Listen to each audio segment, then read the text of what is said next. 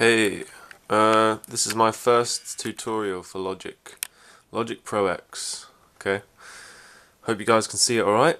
I'm going to show you guys how to make the sound of a car or a motor or an engine. So what I've got here is I'm using Ultrabeat, nice and straightforward. I'm going to show you the window here. I'm just using a pure analog kick.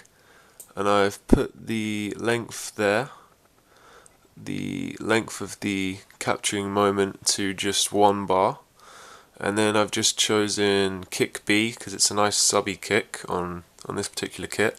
So if I press play there, you'll hear it now. It'll just repeat. Okay. So this is it, original sound. It sounds something like that. But I want to make it sound more like an engine. So I just use a compressor here. And I just give it a bit more fire. I'd make up gain, stuff like that.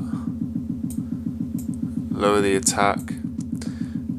Maybe some distortion. But I quite like the sound the way it is there. So I've got the sound, and I've got a repetitive motor, but like cars, they don't just stay in one like, you know, unless it's parked, the car's not going to stay in one way. So we want to change the pitch. So I just use pShift, and if I do it like this, as I'm playing with it here, I'm just going to put the semitone up and down.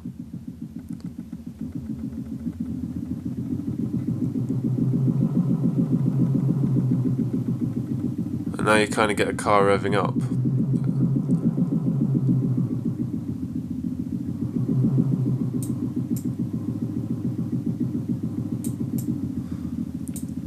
And it's back to kind of as it is.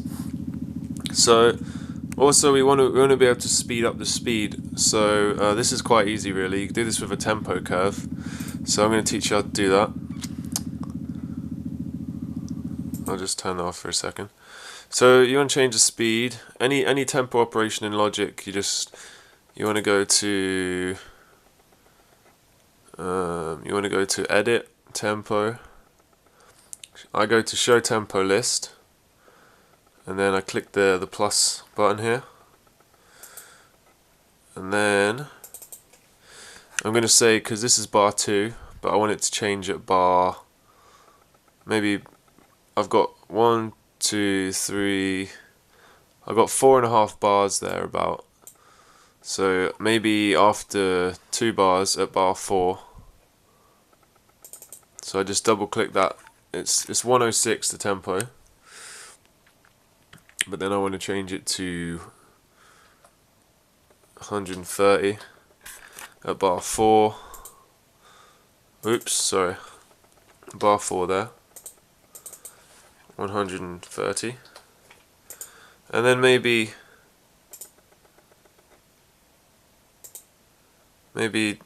add again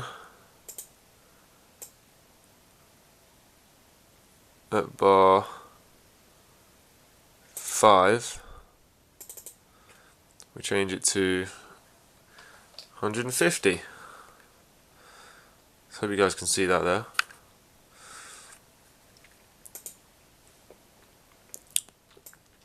Okay, so then I'm just going to drag this so you get more of an idea. And then I'm just going to get my sample of my bass here from Pure Analog Kit. I'm going to loop it so it fills my looped section here. And you can use latch automation if you want to make it like a track. So let's do that. If you want to automate something so that you don't have to do it again and again, you can experiment with live performance with automation and stuff. So I'm going to turn Ultrabeat on, but then I'm going to double click Ultrabeat, turn it off because I don't want it playing right now. Well, keep it on, but just not with the play button on. And then I'm going to just experiment with this whole sequence of a virtual engine. So when I press play or the space bar, I'm going to get my tempo changes. They're already automated, and now I'm going to go to this bit here. I'm going to click latch.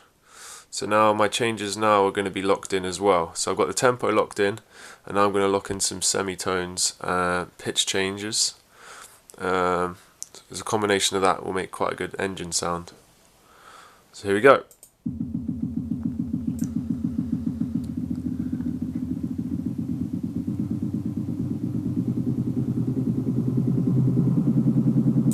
And there we go. I mean, the latching's done, so I think I'll click read, and then we can see,